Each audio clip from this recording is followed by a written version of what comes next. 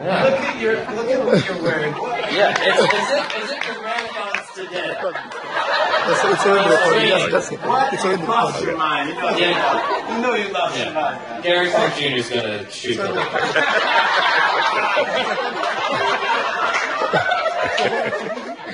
Yeah, was it Eric again? Yeah, that's right. Ladies and gentlemen, no, I don't need that. All the way from Kenya, Eric, ladies and gentlemen.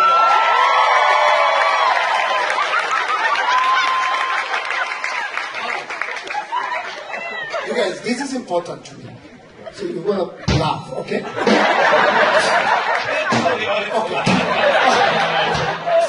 So back in my country, the president gives a house and 2 cars to every athlete because they live the flag of Kenya. So last weekend was my sister's wedding. She's married to a German. They came back to Africa for the wedding. And I knew that was going to be the master of ceremony, Jimmy, because I'm the comedian in the family.